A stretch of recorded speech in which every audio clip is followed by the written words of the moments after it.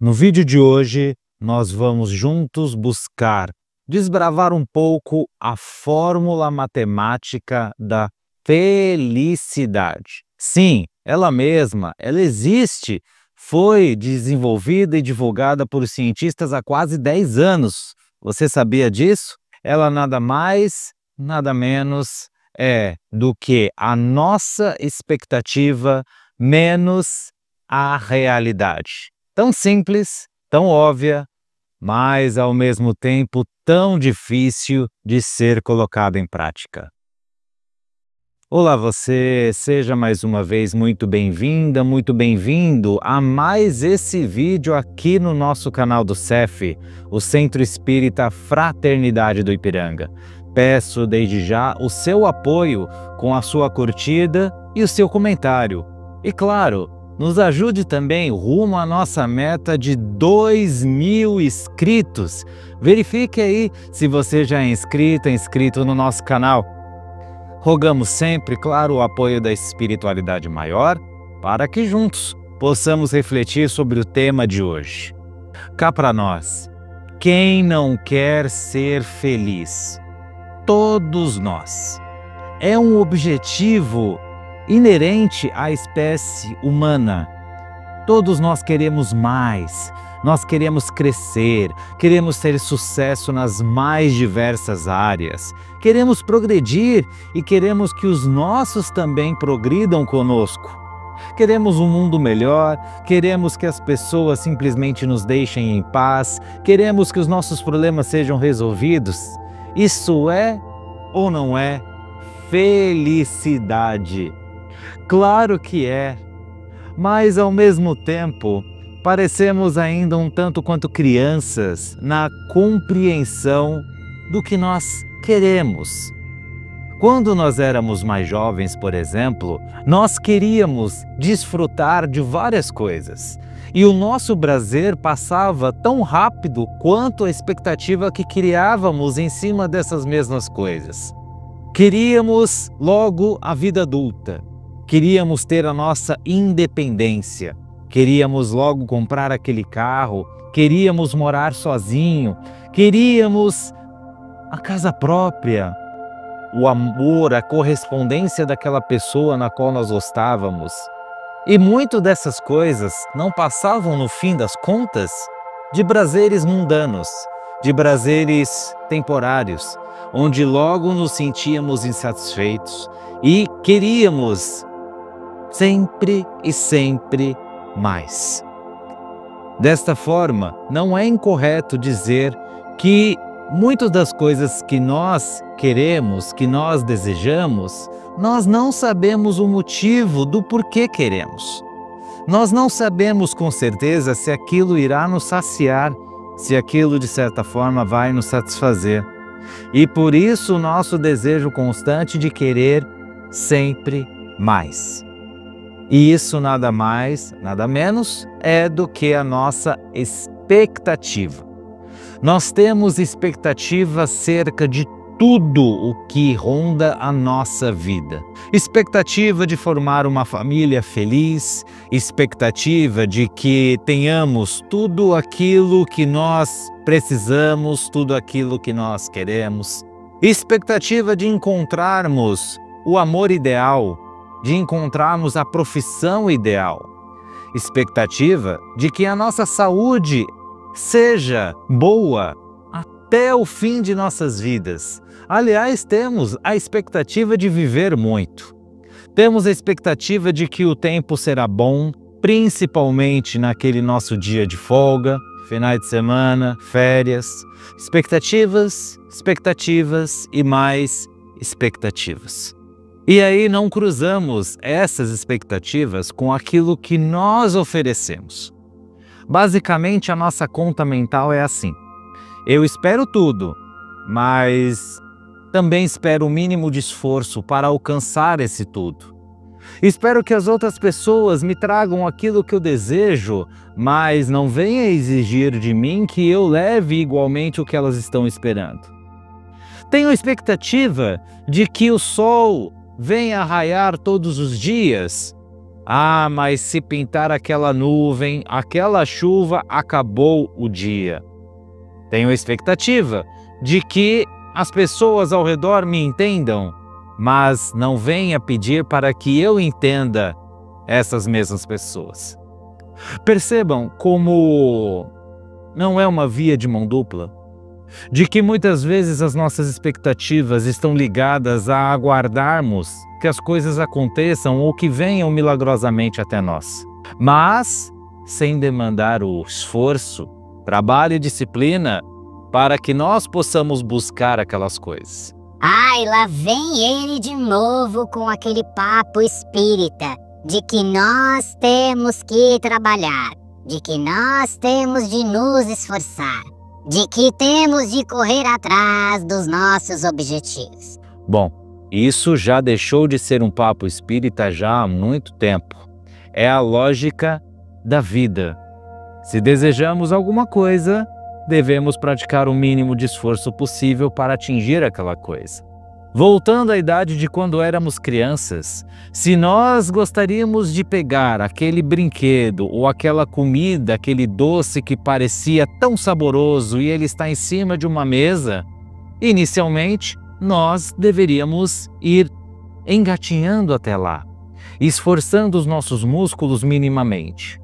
Depois, aprendendo a andar, nós deveríamos desempenhar passos até aquela determinada coisa, e assim por diante. Com o tempo, nós aprendemos que não basta ir com o nosso corpo até lá. Devemos, de certa forma, barganhar, merecer aquilo.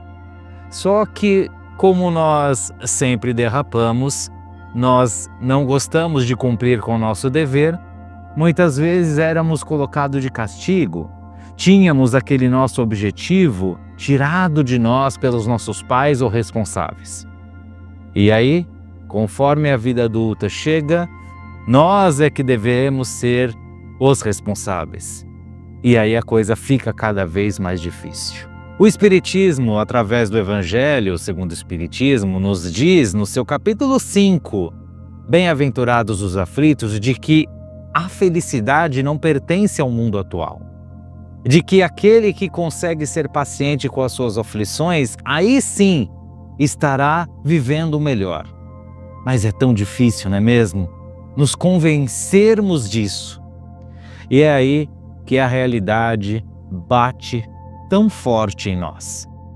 Porque muitas das vezes, muitas das expectativas que nós construímos são, de certa forma, cruelmente esmagadas pela realidade, que aí é inevitável que a frustração venha.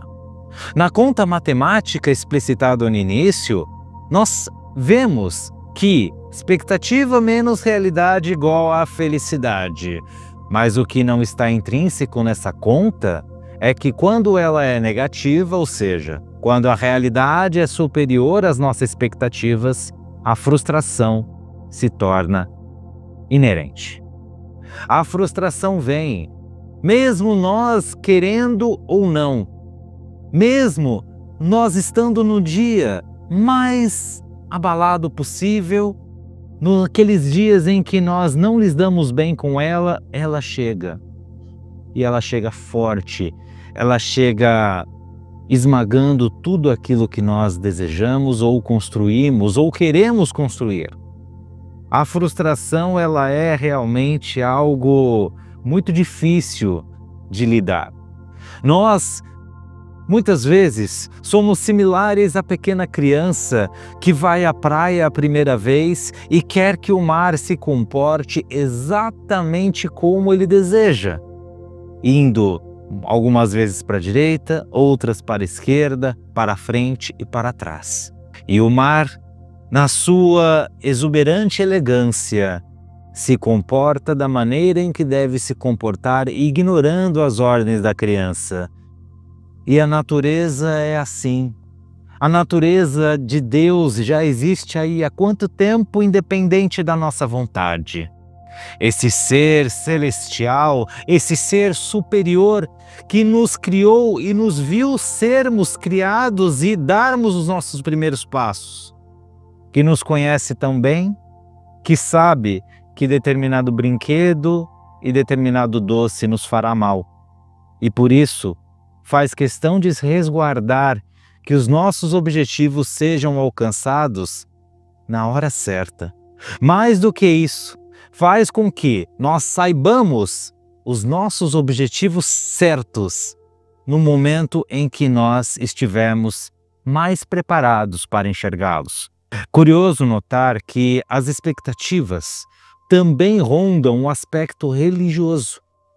Nós muitas vezes vamos à igreja, ao templo, ao centro espírita, com uma expectativa enorme de lá adquirirmos um manual do que fazer, de como se comportar, de como ser feliz. Mas muitas vezes o que ganhamos é um sermão gratuito.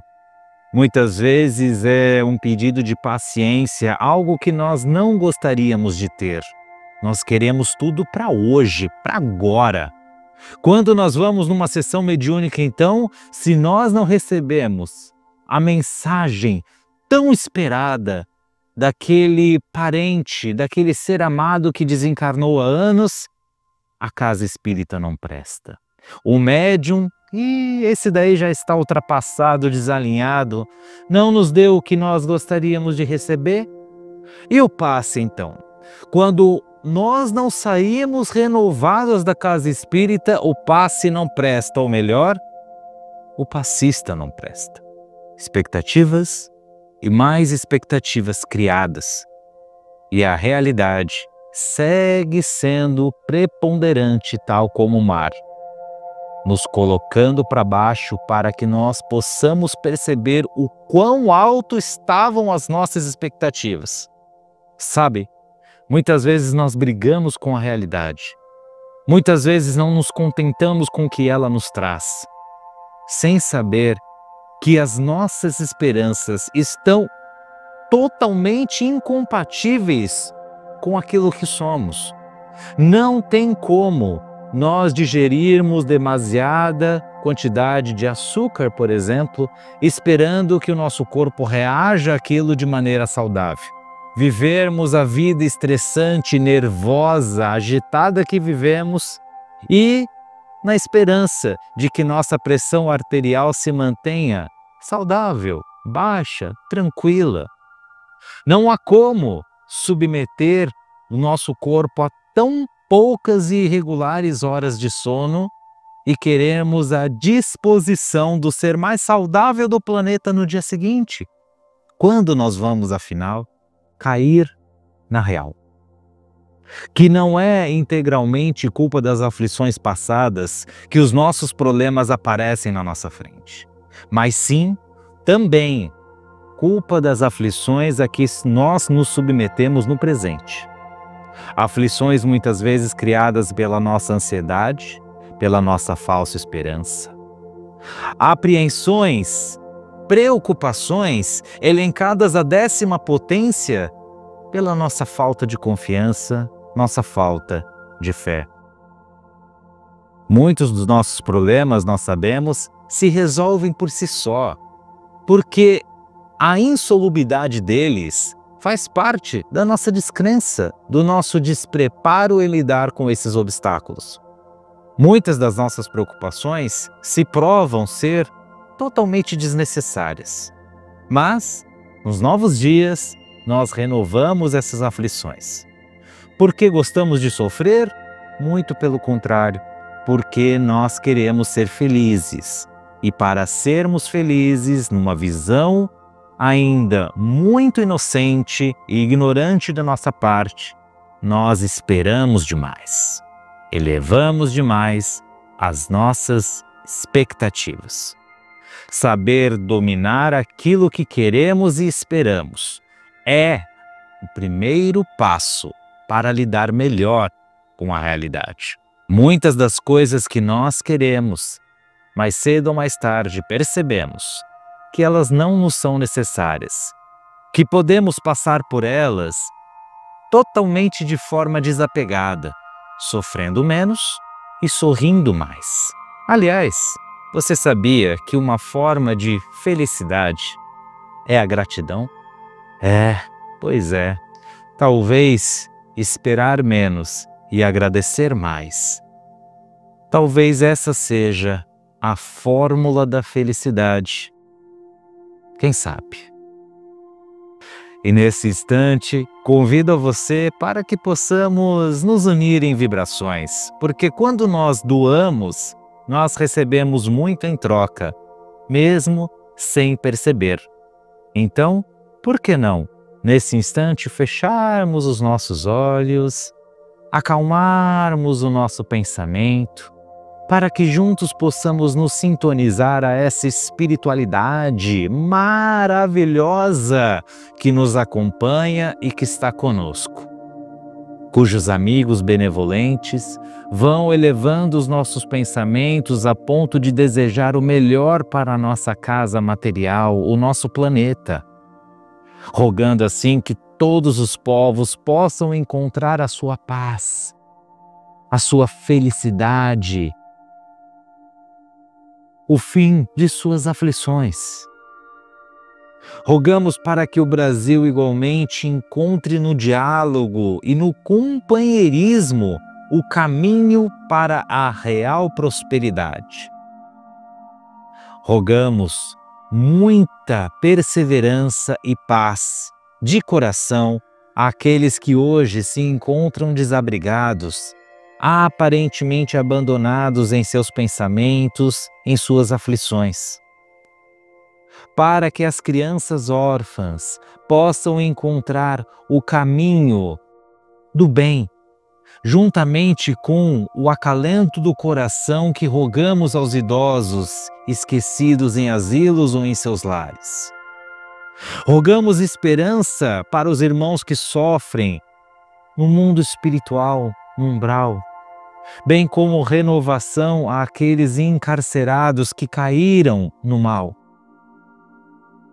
Rogamos, enfim, que nosso lar possa ser abençoado novamente.